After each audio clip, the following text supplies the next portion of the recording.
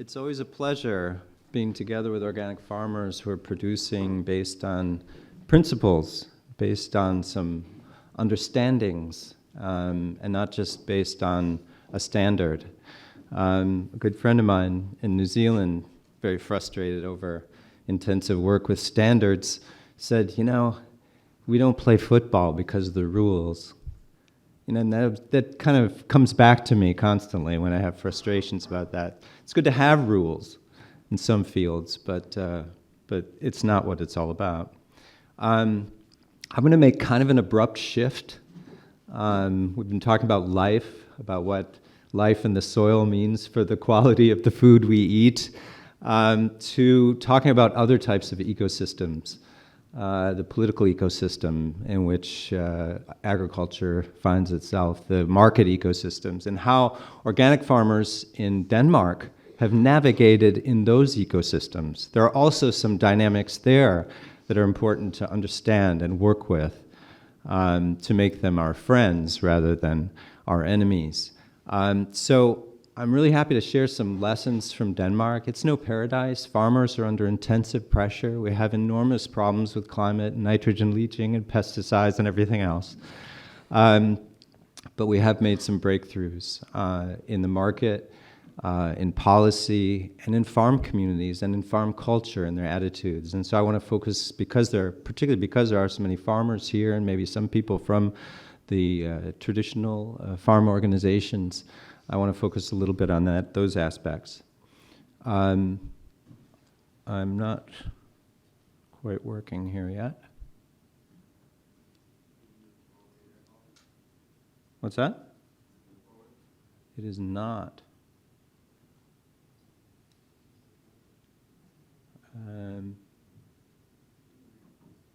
Oh, now I'm gone. There we go. There we go. That's me steering it. Great, we're way ahead now. Can I not go back? I'm not sure this is. Okay, don't touch anything. Okay, it is not working. So I'm going to need something else.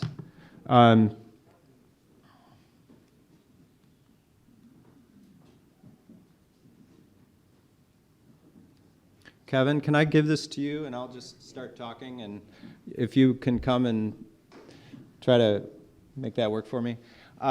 Great. Well, just to take a step back before I dive into the Danish case, the last 3 or 4 years, I've been working with organics for 30 years at the policy level and working intensely with farmers and companies and so on. And some of the areas that we've just been beaten over the head is about food security. Can we feed the world with organics? It's about climate. Is climate good for the organics? We have lower yields, requires more land, then it hurts biodiversity. Well, science in recent years has spoken through the IPC, the International Climate Panel, the FAO, the World Food Security Committee, and they point to our broader family, agroecology, and organic farming as part of the solution. Not all of the solution, but as part of the solution to these problems. Also to soil regeneration, also for biodiversity. And that's a big shift from where we've been. And then if we look at what's happening with organics worldwide, we've consistently been building momentum. So more markets, more farmers, more processors throughout the years. We're up over 120 billion in sales, 3.7 million organic farmers, and all of this is based on a pretty unique infrastructure that guarantees standards and certification and inspection. Those rules that we don't play football for, but which are there to guarantee consumers a certain minimum. In the European Union, you all know Farm to Fork and the Green Deal. For the first time, organics is a pillar of EU climate, biodiversity policy, and policy for creating stronger farm and rural livelihoods. And food safety. also, by the way. The 25% goal for organic area in the EU is based on that recognition.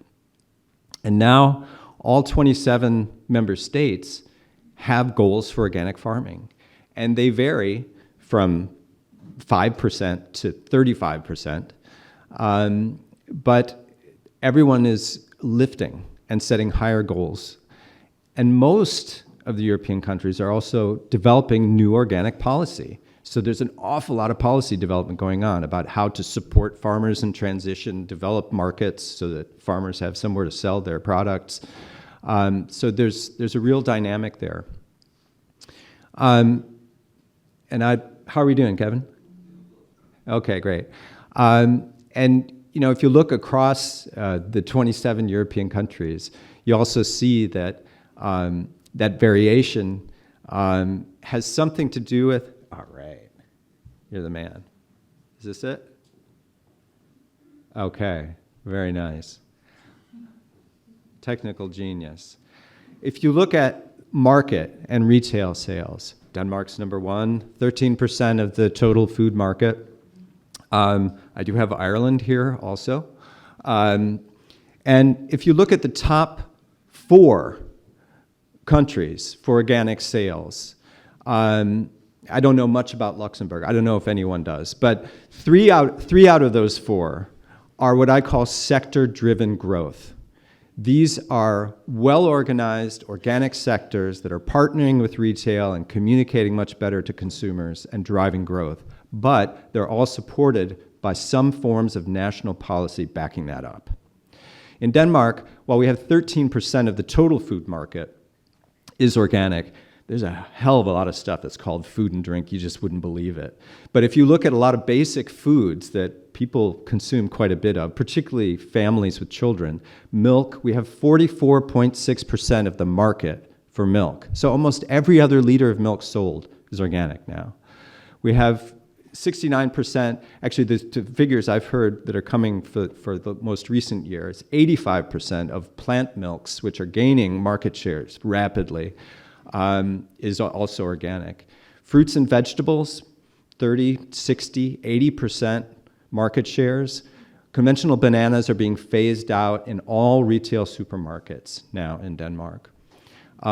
More grain-based products, 30 to 50% of the market. These are products a lot of families with children are consuming.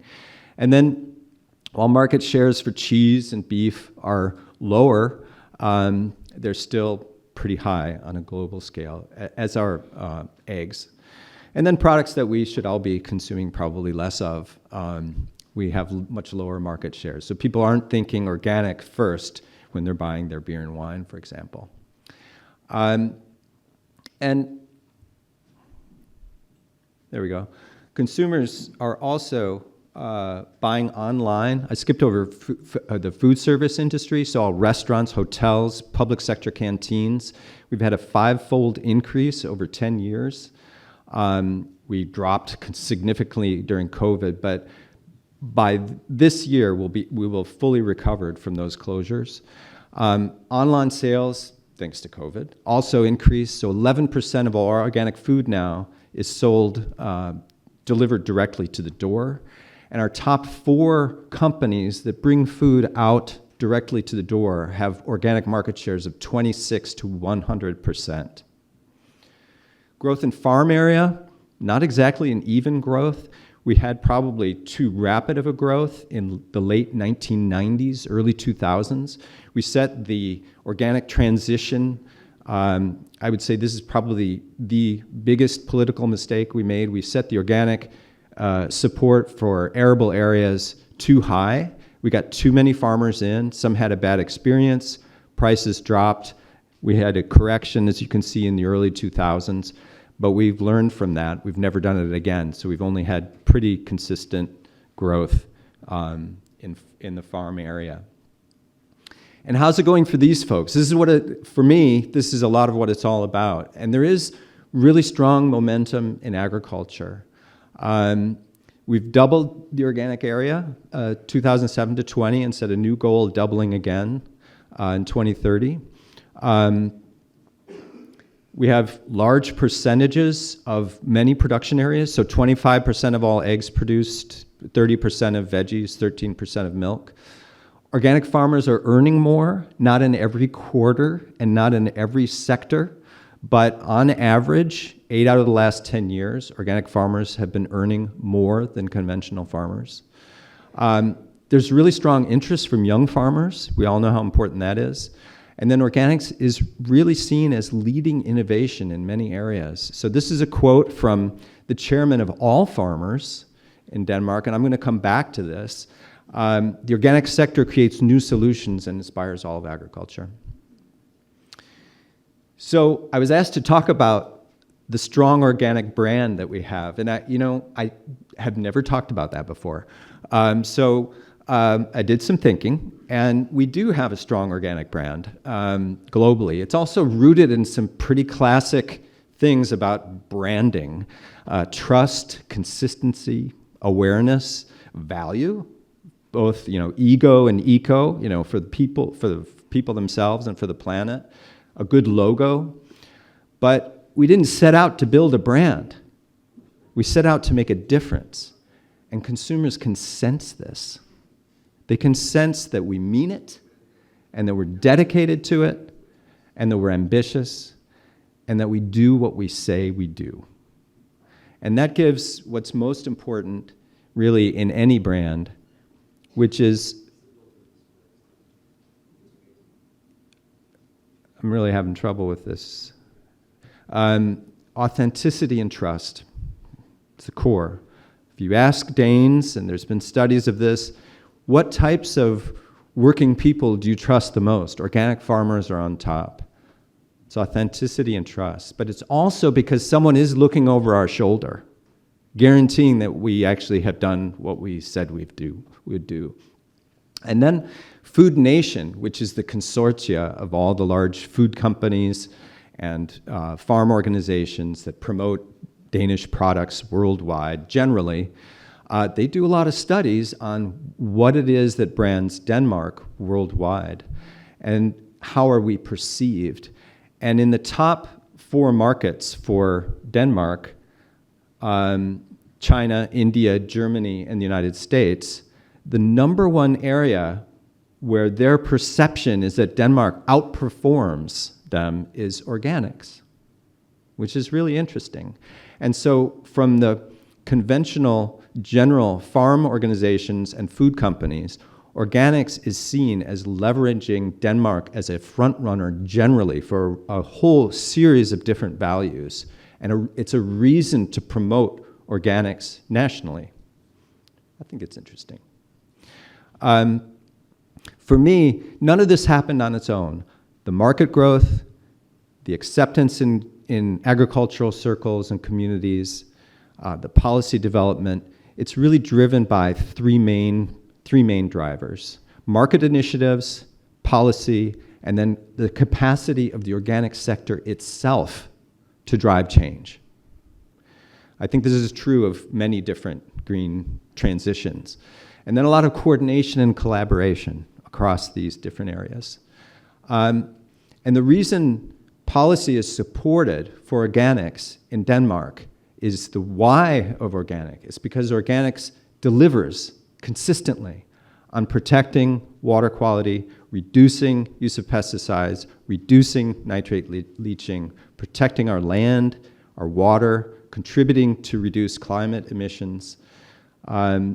All of these contributions are one thing. And then the other thing is that organic policy has been working. It's been actually delivering results. Politicians also do appreciate that, thank heavens. So now, today, 11 out of 12 political parties in Denmark support organics at one level or another, and for very different reasons often. For some, it's just rural livelihoods. That's all it's about. And for others, animal welfare.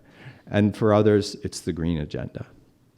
And there's a few key elements that I, now that I'm working in many other countries, see as kind of relevant to bring to you.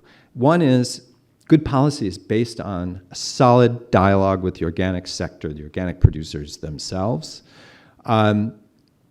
We use organic policy as a tool in other broader policies. So part of the solution, not all of the solution, but part of the solution to issues of climate, jobs creation, nature. Then the investments in their sector's capacity to develop markets, et cetera. The ministry's role has changed over time. It now sees itself as enabling green transitions and not the kind of like small step transitions most ministries work with, where they're kind of trying to tweak the current measures, but actually building up entire new economic sectors within agriculture. And then the active use of action plans, and finally, in the whole universe of policies that you can use to develop the organic sector, to be sure it's balanced, that you're working with both what's helping farmers, what's helping out in the market. So you have both production and market development. I just want to say a few words about a few of these. One of the pieces that's often missing is this investment in capacity in the organic sector itself. And the way this works, I mean, essentially seen from the ministry's side, is that they invest in the organic sector, which then stimulates action in retail, supports farmers and processors in their transition to a different type of production, and then gives policymakers much better data. So they have better information to do policy.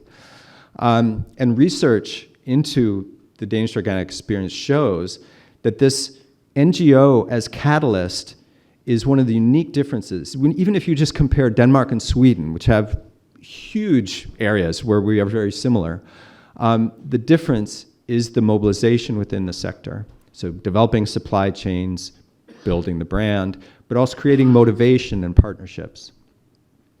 In Organic Denmark, when I started, we were 8 organizations. They're all in one organization now. Whoops, I went a little too fast there. And so we have farmers, processors, traders. Then we have the professional kitchens, so restaurants, public canteens, et cetera, and consumers as members. And then we've built certain institutions, some of them for profit, doing advisory systems and innovation, et cetera. And then the use of action plans. This globally, there's so much work going on right now in organic policy, and there's a lot of learning about how to make action plans that don't just sit on a shelf, but actually get implemented. Thank heavens. And it doesn't have to take a long time. In January of last year, I started working with the ministry and the organizations in the Netherlands. And interestingly enough, people think the Netherlands has a lot to do with organics. They had no organic policy whatsoever. Only Malta had less. And so, through interviews, we developed a new strategy for a new political framework, a market development strategy, and an organizational realignment. The ministry took huge chunks of this into an organic action plan. It was finished by December last year, so 11 months, fully financed. And last month, they just added 50 million euros additional just on the market development aspect. So a solid policy platform could be the basis for real investments in the sector. In terms of all the different policy options, I just want to mention a few concrete ones that have stimulated kind of each element of the supply chain and collaboration along the supply chain. So for farmers, some of the most important elements have been, of course, an organic subsidy, conversion subsidy, paid certification, training, demonstration, but also development of new solutions through research, and then conversion advice. So direct advice on the conversion process.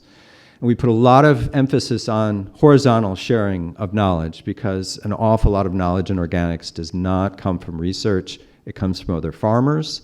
And actually, the uptake of new knowledge is much faster working horizontally, farmer to farmer. Then,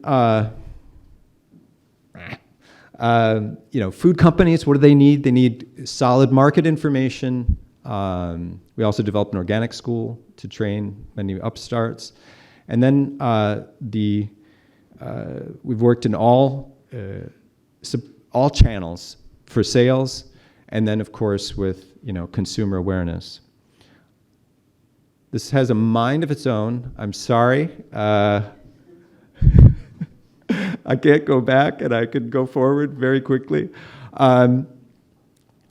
This one of the unique features, if I put a little focus on these market-related initiatives, one of the really unique features in Denmark is how we very early went in and started partnering with retail.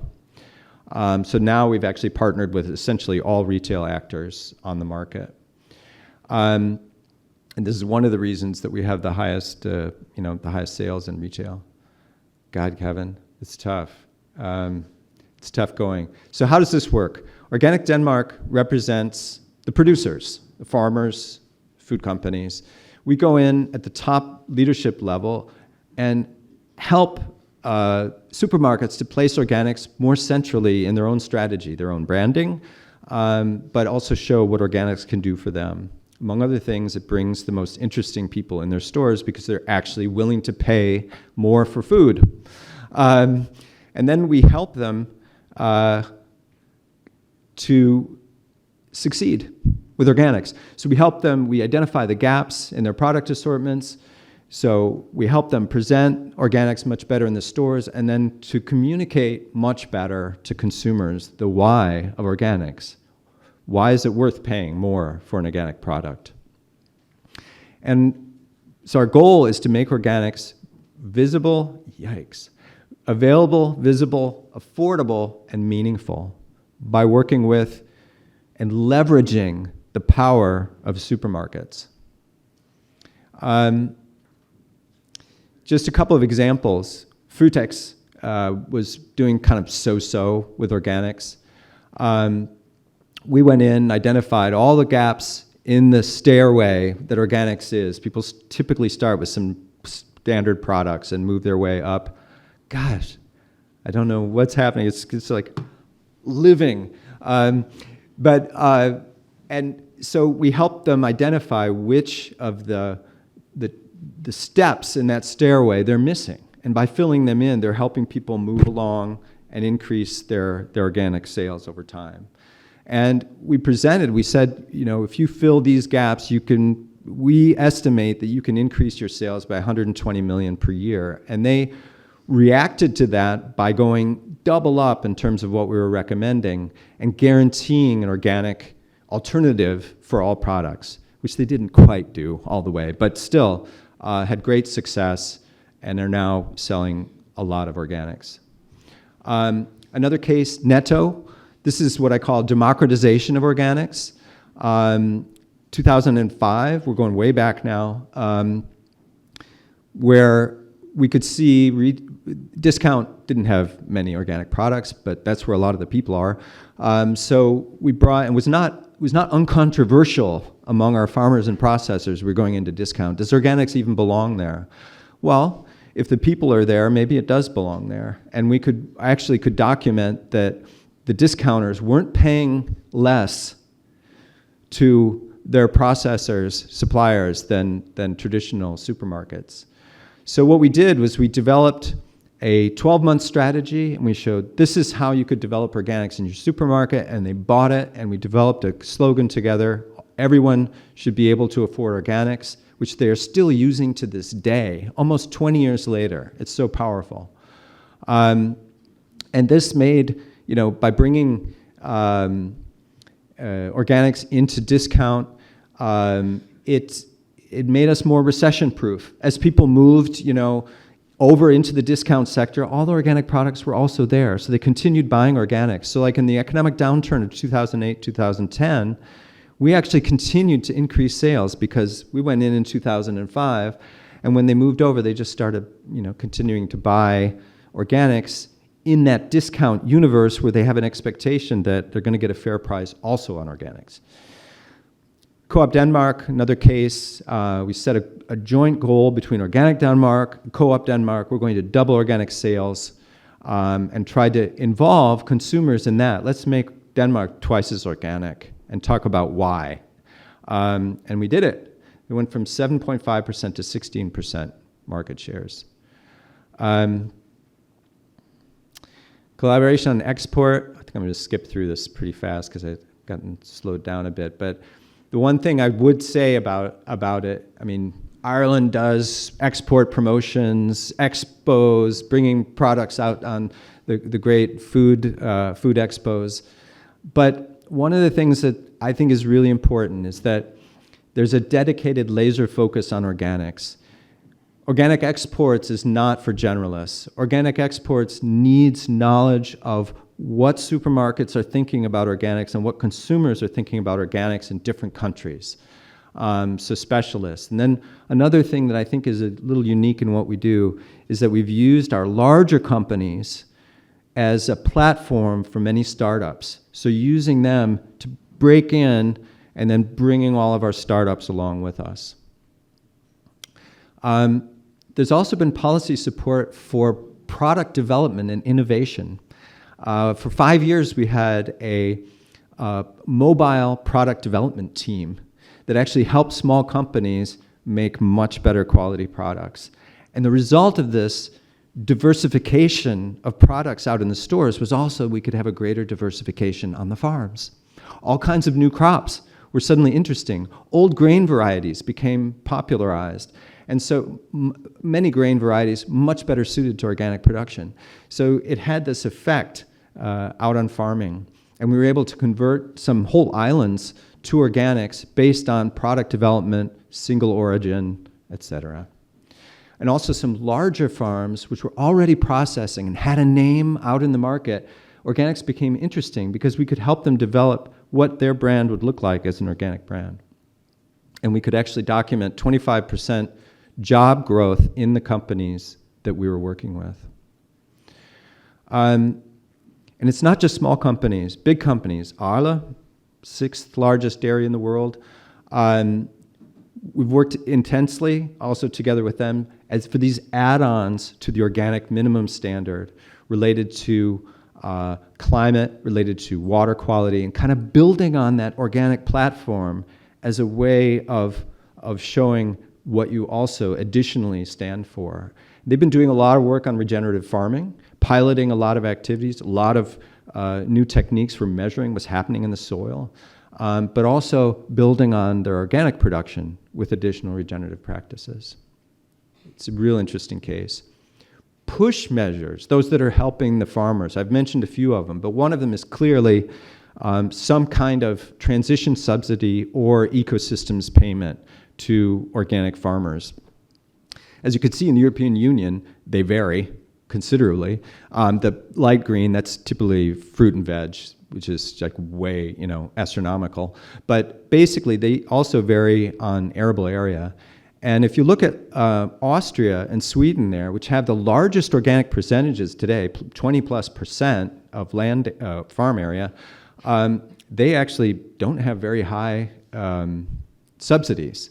But we all know farmers are on such a margin that it could be, I looked at a few years ago the subsidy for organic dairy, and the subsidy was 9 Danish cents per liter milk. But they were getting more than 100 cents in an organic premium. So the market was paying most of it. But if their margin was only 7 cents, it means that that subsidy plays a really critical role.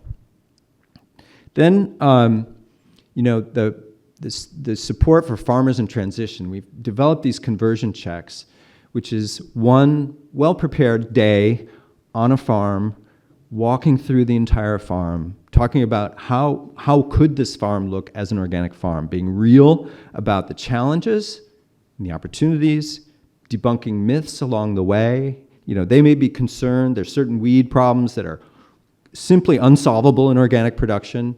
And you can say, oh, well, just 10 kilometers down the road, that so-and-so is doing this and so-and-so. That kind of dialogue has proven so motivating. It's really a first step into organics for so many.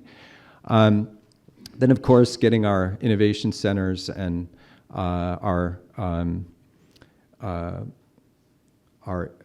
research center out on farms, making organic farming super interesting as an innovative form of production. It's not what you're not doing as an organic farmer. It's actually what you are doing you get more focus on.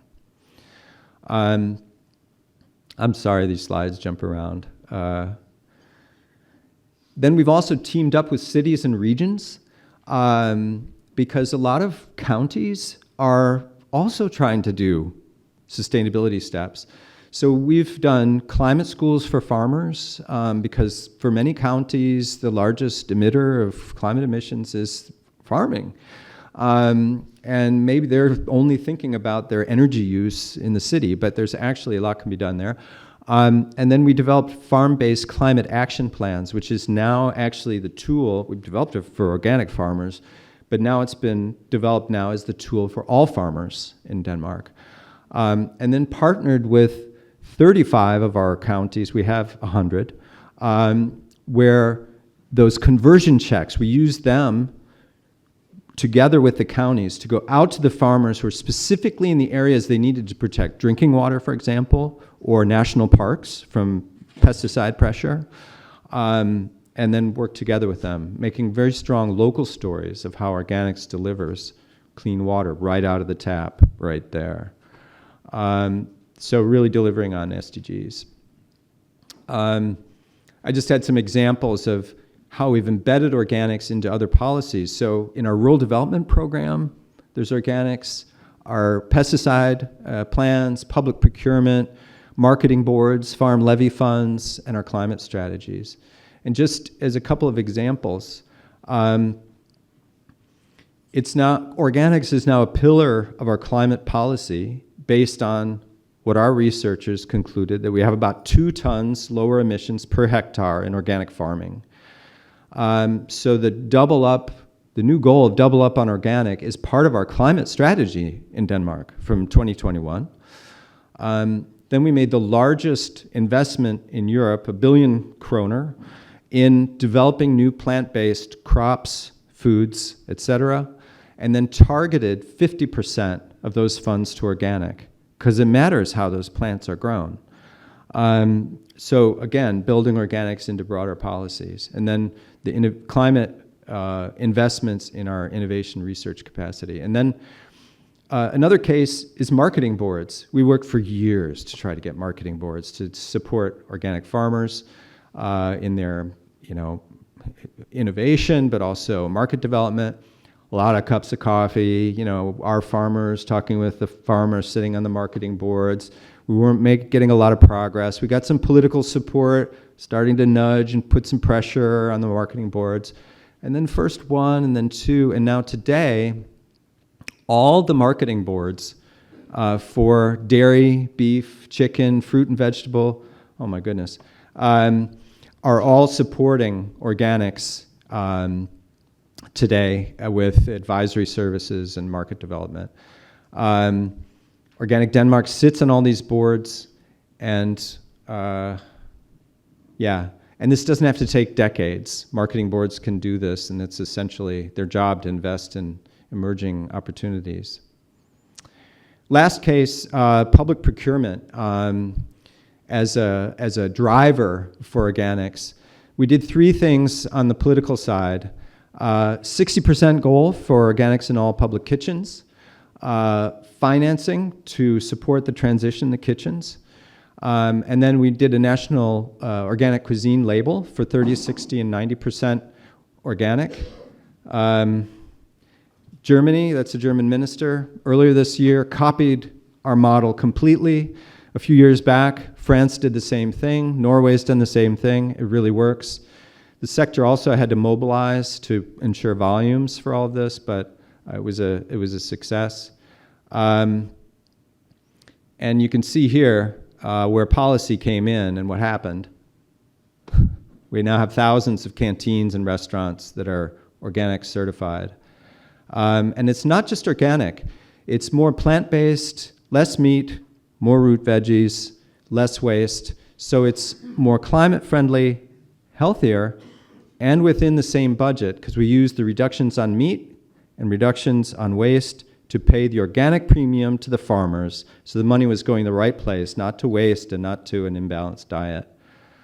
And then we celebrate the people who did this.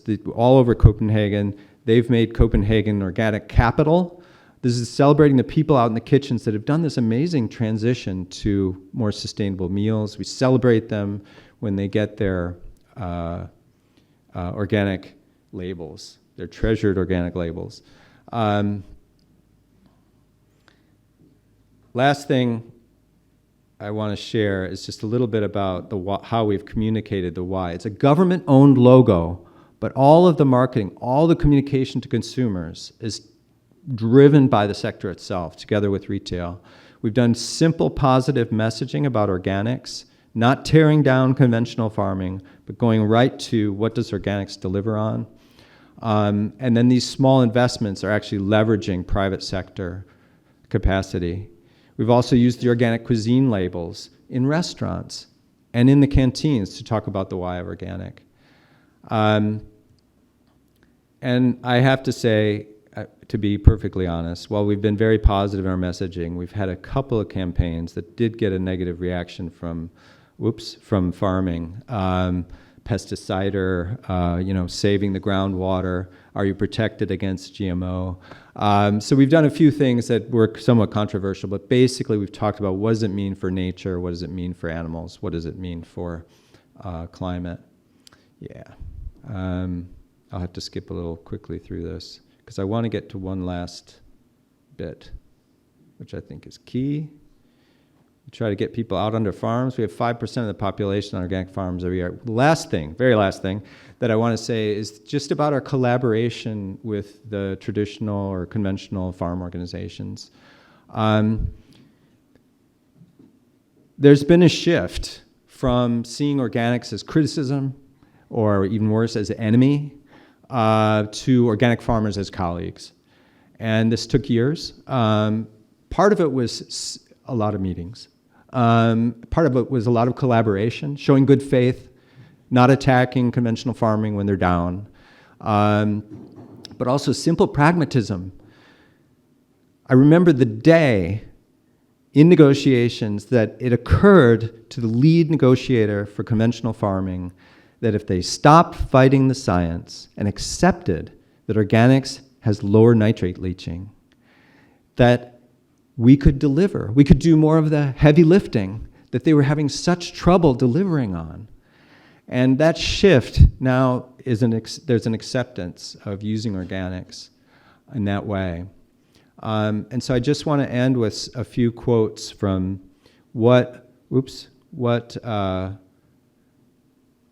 conventional, this is the organization for all farmers and all food companies in Denmark saying, organic agriculture makes a significant contribution to development of farming and our climate and environmental sustainable.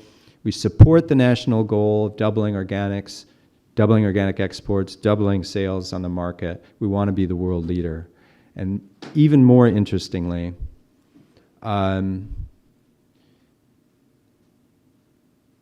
development of organic market and production. Think if you can hear your conventional farm leaders saying this. Development of organic, they will work for development of organic market and production as a viable pathway for all sectors. So it works for every farmer. Organic farming should be a part of any policy towards development of agriculture and rural livelihoods, and that continued development of organic production is Danish agriculture's strongest sustainability and value-added concept. So we've come a long way for a bunch of, to use some of the earlier words, naive, sub-optimizing hippies, do-gooders, marginal actors, and eco-fascists who will never pass 5%.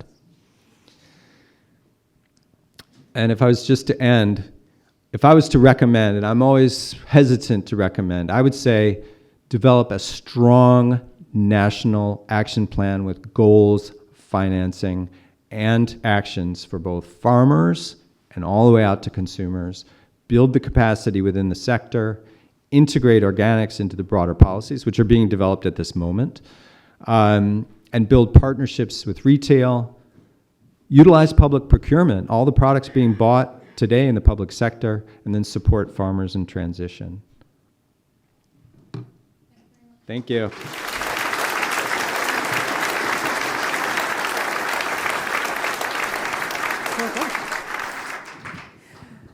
So we have about five or 10 minutes for questions, and then we're going to have a coffee break, I promise. And that was really interesting, especially because we have over 4,000 farmers, either organic or in conversion at the minute in Ireland. The organic scheme's just opened again. Quick show of hands, any organic farmers in the audience, or those in conversion? Any people buy organics every week in their shopping trolley? Very good, okay. Lots of bones of contention, I know, out there for organic farmers and consumers. We have a Board B, a marketing label, not an organic marketing label. People aren't happy about that. People aren't happy about lots of things. But hand in the air, who has a question for Paul? If you can introduce yourself first, please. Thank you. Colin Flynn. Paul, in our drive towards more biological farming in mainstream farming, would you accept then that the gap between organic production and the more nutrient-dense direction that the conventional biological farming is heading in is going to close the gap between the margin between organic growing and kind of ultimately where biological farming principles want to take mainstream farming? Okay, that's the question. Sorry, go ahead. Well, I think what we're seeing now with focus on nutrient density, with focus on life in the soil, that if the organic sector doesn't wake up, a lot of organic farmers are pioneers in this. I mean, the term regenerative comes from organic pioneers. It was a description of the goals of organic farming. But the organic sector needs to wake up and live those principles and also build our standard. Not as a one-way fix-all, but there are methods out there for, if there's a list of 15 soil-enhancing steps, maybe an organic farmer needs to lift 8 of those. Maybe, there's ways of building things into standards so you also can guarantee it out at the consumer, which I think is also important. It's important that it's done, but it's important that farmers are also rewarded for those steps. So yeah, I think nutrient density is so interesting, and we've talked about it some in the past, like we have documented with the antioxidants and so on, but we've been very careful not to promise anything because it matters, as was shown, what the individual farm is doing. And so making a guarantee of all organic products have these kinds of steps, very difficult. So the practices that guarantee greater nutrient density, we can probably build into organic standards. Otherwise, it's building it into our practices. Something that you said as well, you mentioned that there was a stage where too many organic farmers, or too many farmers were encouraged to go organic at once. And we seem to have a problem in this country. Nearly 20% of all of the beef animals in the country, when they reach 1 year of age, they leak into the conventional system because there's no finisher for them. There's no organic beef finisher. And the same way, Ireland is responsible for roughly 10% of global infant formula in the world. But at the same time, if you want organic infant formula in Ireland, it comes from France. It doesn't come from Irish organic farmers. How do you, if you were put in charge of that, how would you solve those issues as market issues? I mean, it's like, what the hell is going on? Those are market opportunities that should be there if the supply chain is working, if processors are awake and can step in. And it's like, sometimes it doesn't just happen on its own, but I think that's why organization in the sector, where you can go in and you can say, okay, we have a supply chain that's obviously not functioning here, that could function, and then step in, bring the actors together, line them up, and say, what can you lift? What can you lift so that we can succeed, all of us? I mean, it just seems like opportunities just waiting. Sad. We have time for one more question, so please, go on. People want coffee, people want tea. Okay, go on. Hi, Paul. Barry O'Donoghue is my name. Thanks very much for that talk. That was really enjoyable and informative. Paul, there's no such thing, I suppose, as cheap food. If food is very cheap, it's probably going to be costing somewhere. It's maybe going to cost nature or the farmer or the animal or the land. And I see that you're very much at the forefront or ahead of the curve in terms of marketing and food and sustainability. And I'd just be very interested for your insight or foresight on where things might go in terms of representing the hidden cost of food production. I know, for example, in Denmark there was a supermarket had an app for showing maybe the carbon cost of food, and more recently in Germany there was some supermarket had they actually give the the cost in euros of what whatever the food was, like, representing its cost on the environment. I don't know if you have any thoughts on that, or are there conversations being had on that? Yeah, what I have is dreams about that. That the prices in the supermarkets would actually reflect the environmental costs of production. It would change agriculture overnight. How do we get there? We need some game changers, obviously. In Denmark, we do have pesticide fees, which has, at least for some products, some marginal effect on what prices are in the end. Differentiated VAT is also more of a cut-through kind of solution that could be used. In Denmark, we have broad political agreement now on a climate emissions fees on agriculture. And that will certainly affect prices somewhat, depends how high it is. The amount isn't set yet. So I think, there are some steps that can move things in that direction. I'm a big fan of true cost accounting, but I don't see how we can implement it kind of all at once. But some very interesting experiments going on, like my own city of Aarhus, Denmark, went in and climate priced food and other products in their purchasing department. So while the price of the product did not reflect climate, they made it reflect climate. And that shifted, for example, meat use went like this. So they simply built it into their own calculations and choices, so that without it being a big national policy, affecting it. So I think there's some interesting experiments going on that we need to scale up. Yeah, it would be interesting if there's like a traffic light kind of policy or something like that on food. But next question. Just one question. Padraig Escondine is my name. I'm an organic farmer in transition. And I spent some time abroad, and I saw plenty of good Irish beef for sale for 90 plus euros in Germany. It's not reflected here in Ireland. And the other question that I have actually is the average income in Germany or in Denmark. Did you find that played a role in the consumption of organic food because of the cost associated with it, etc.? That's all. Thank you. Great presentation. Yeah, Denmark is a wealthy country. Is that why we have such high organic market shares? I'm not sure. I've actually seen some research that compared a number of European and North American countries where they had per capita income and then they had organic market shares. And we're like way off the charts. It can't explain all of it, but it does explain some of it, clearly. But Danes are nary. They're reluctant. They have frugal pride around food. So if they can get food super cheap, they're really proud of themselves. It gives like an inner joy. And so we've been battling that. So even though there's relative wealth, the things that people are willing to spend their money on is unfortunately not food. It's other stuff. And so we've been battling that. And I think the only reversal in Denmark the last 20 years, we actually documented in the 90s that if people paid for food just what they had paid as a percentage of their incomes, just what they had paid 10 years earlier, they could buy 100% organic, no problem. But they were using less and less of their incomes on food. So I think, so what we've shown is like in the last 20 years, the only reversal in this tendency of consumers to not want to pay farmers and others anything for their food is actually organic. It's the only thing that's bringing more income back to farming. That's a good point. Do one last question. Paul, Donald Sheehan, dairy farmer. Does Organic Denmark have a biodiversity standard?